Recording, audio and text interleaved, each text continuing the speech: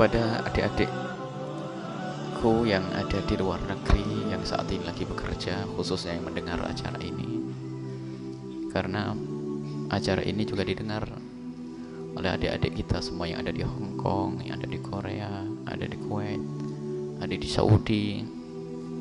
Maka kami himbau, jika Anda seorang wanita, wahai adik-adikku, bercita-citalah untuk ngambil waktu yang terdekat untuk bisa segera pulang berkumpul dengan keluarga.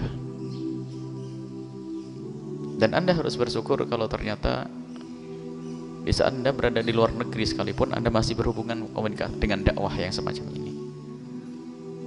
Seperti adik-adik kita yang ada di Hong Kong dan seterusnya. Bahkan kita dalam waktu dekat juga akan ke sana. Mereka juga rindu pengajian. Akan tapi ketahuilah, anak-anak di rumahmu lebih butuh kepada sentuhan tanganmu.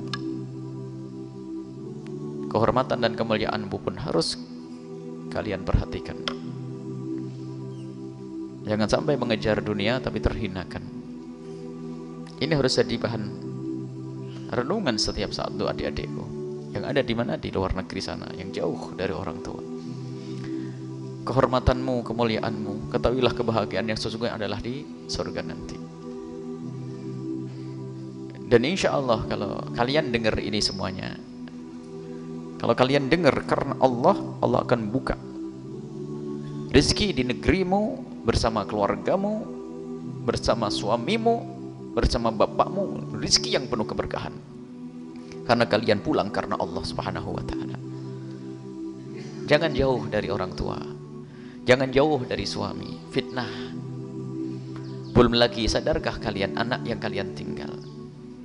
Ada sebuah informasi seorang ibu meninggalkan anaknya, dan memang ibu ini baik, sehingga anaknya di rumah hanya bersama dengan neneknya saja yang sudah sepuh, yang kadang dibentak oleh cucunya pun tidak bisa berbuat apa-apa. Sang cucu diberi terus uang dan uang dan uang. Semakin banyak kawan, dan kawannya tahu kalau dia banyak uangnya.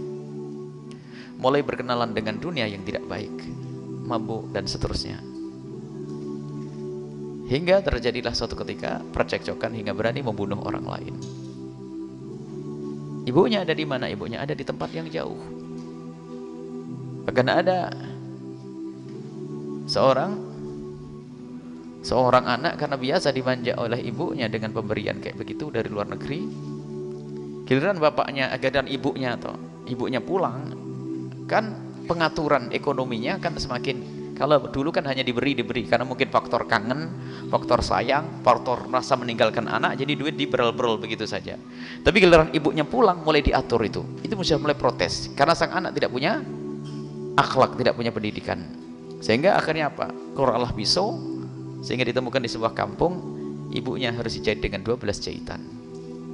Lihat, pendidikan itu penting wahai adik-adikku yang sekarang ada di luar negeri. Anak-anakmu ada di mana? Dan bagi yang ada di negeri ini, wahai adik-adikku semuanya, jangan bercita-cita untuk pergi jauh.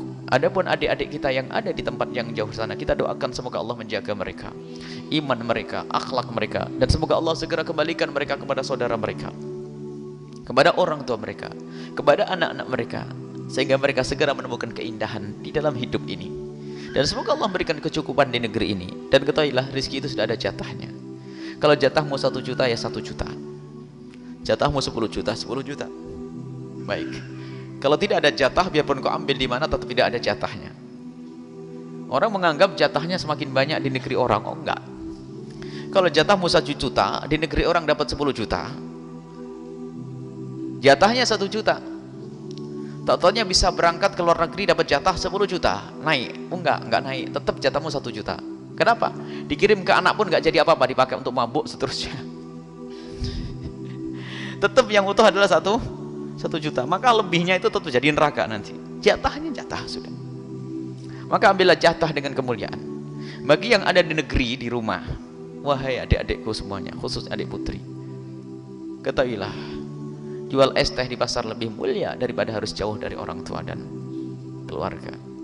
Pergi ke sawah adalah mulia. Kenapa harus gengsi? Permasalahannya tadi itu, bangga-banggaan, pengen segera punya rumah, pengen segera punya mobil dan motor. Dia mengira bahwasanya kebahagiaan dengan motor. Alangkah banyaknya dan alangkah banyaknya dan alangkah banyaknya percekcokan keluarga setelah terjadi salah satunya pergi ke luar negeri. Akhirnya seperti itulah, perceraian, permusuhan, pertentangan, dan yang ngadu kepada kami bukan 10-20 orang, kalau dihitung mungkin ratusan, bingung membuat jadwalnya nanti. Jadi apakah tidak belajar dari yang demikian itu?